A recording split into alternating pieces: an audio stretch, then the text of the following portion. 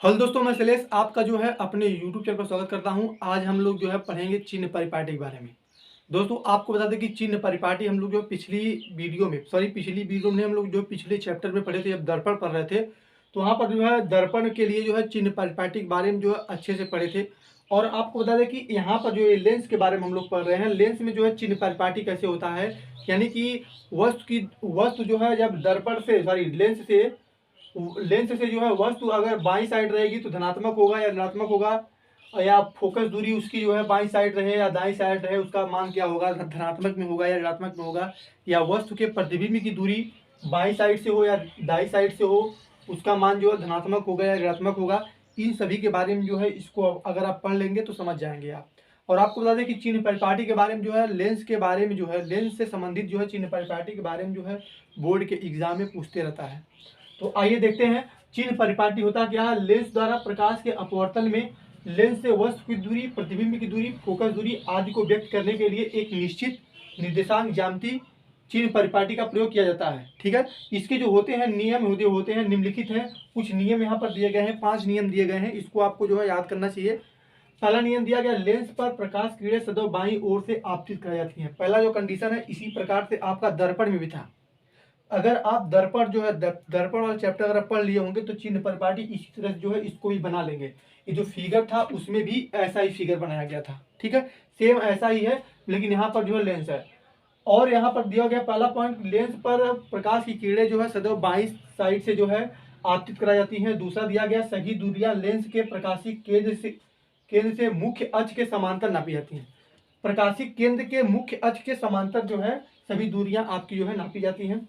तीसरा पॉइंट है, लेंस के प्रकाशिक केंद्र से दाईं ओर अर्थात आपतित किरणों की दिशा में नापी गई दूरियां जो होती हैं धनात्मक ली जाती हैं। ठीक है, प्रकाशिक केंद्र के जो है दाईं ओर अगर हम जाते हैं, प्रकाशिक केंद्र की जो है अगर हम दाईं साइड जा रहे हैं तो हमें सभी दूरियां क्या होंगी, धनात्मक ली जाएंगी। जैसे हम निर्देशांक ज्यामिति में देखते हैं, आप लोग को जैसे बता दें, एक छोटा सा यहाँ पर हम लोग यहाँ पर 0 लेते हैं, यहाँ पर -1 लेते हैं, -2 लेते हैं, इस साइड जाते हैं तो +1 लेते हैं, यहाँ पर +2 लेते हैं, इस साइड बढ़ते हैं, इस साइड बढ़ रहा है तो प्लस हो रहा और इस साइड जो है घटते हो जा रहा। तो यही कंडीशन है, समझ लो कि यह आपका प्रकाशिक केंद्र के दाईं साइड जाएंगे तो बढ़ते हो जाएंगे, धनात्मक में जाएंगे, और दाईं साइड जाइए बाएं साइड जाइएगा तो ऋणात्मक में जाइएगा।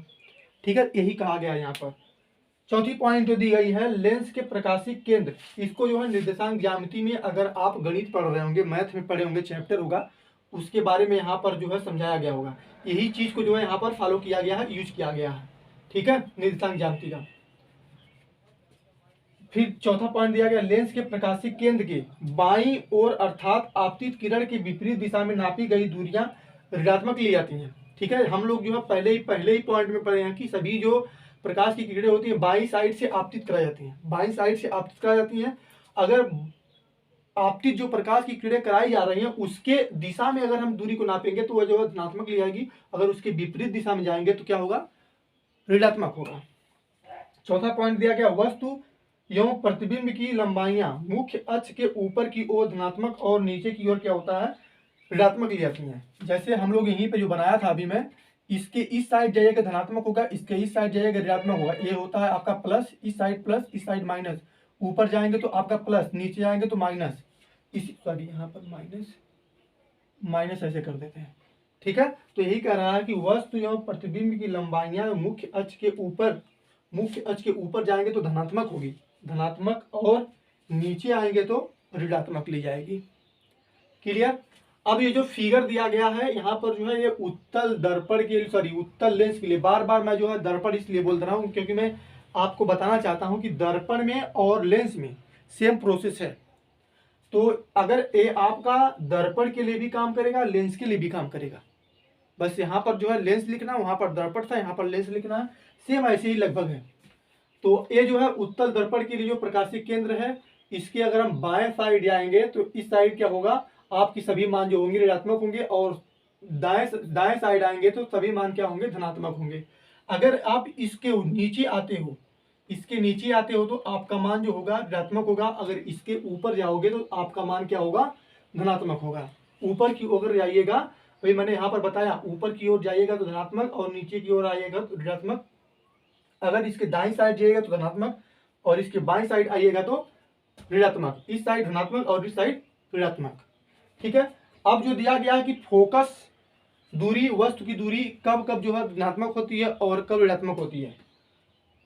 अब जो है अगर पद जो दिया गया, आपकी फोकस दूरी जो होती है उत्तल लेंस के लिए जो धनात्मक होती है और अवतल लेंस के लिए क्या होती है, ऋणात्मक होती है। ठीक है। वस्तु की दूरी जो होती है ऋणात्मक होती है उत्तल लेंस के लिए, और अवतल लेंस के लिए क्या होती है, इसके लिए भी ऋणात्मक होती है।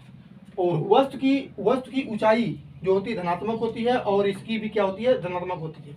ये आप लोग कमेंट करके बताइएगा। अगर आप दर्पण का नहीं पढ़े हो तो दर्पण को पढ़ के आइए, फिर इसको पढ़िए। दर्पण के लिए चिन्ह परिपाटी को पहले पढ़ लीजिए, फिर जो है लेंस के चिन्ह परिपाटी को पढ़ेंगे तो आप इसको कमेंट करके जरूर बताइएगा कि यह जो है इसके लिए धनात्मक यहाँ पे हो रहा है और इसके लिए जो अवतल लेंस के लिए जो है ऋणात्मक क्यों हो रहा है। और वास्तविक प्रतिबिंब की दूरी जो होती है धनात्मक होगी, वास्तविक प्रतिबिंब की दूरी धनात्मक, और इसमें जो है लागू नहीं है। आभासी प्रतिबिंब की दूरी जो होगी ऋणात्मक, और इसके लिए भी क्या है, ऋणात्मक। और जो ऋणात्मक और ऋणात्मक, और वास्तविक प्रतिबिंब की लंबाई जो होगी आपकी, इसके लिए जो है ऋणात्मक और इसके लिए जो है लागू नहीं है। आभासी प्रतिबिंब की लंबाई जो होती है धनात्मक और इसके लिए भी क्या होती है, धनात्मक होती है। ठीक है। आप जो है इसको समझने से पहले आप जो है दर्पण का चिन्ह परिपाटी का नियम को आप पढ़ लीजिए, वहां से जो है आप इसको समझ जाएंगे। यह जो है आपको अच्छी तरीके से समझ में आ गया होगा। अगर एक बार नहीं समझ में आया तो दोबारा जो है इस वीडियो को देख लीजिए, आपको अच्छे से समझ में आ जाएगा। अगर वीडियो पसंद आए चैनल को सब्सक्राइब जरूर कर लीजिए और दोस्तों में ज़्यादा से ज़्यादा शेयर करें। तब तक के लिए आप सबका बहुत बहुत धन्यवाद। इस चैनल पर जो है मैथ और साइंस की जो है तैयारी कराई जाएगी बहुत अच्छे ढंग से। अगर आप बोर्ड परीक्षा की तैयारी करें तो इस चैनल से जरूर जुड़ें और दोस्तों में ज़्यादा से ज़्यादा शेयर करें। तब तक के लिए आप सबका बहुत बहुत धन्यवाद।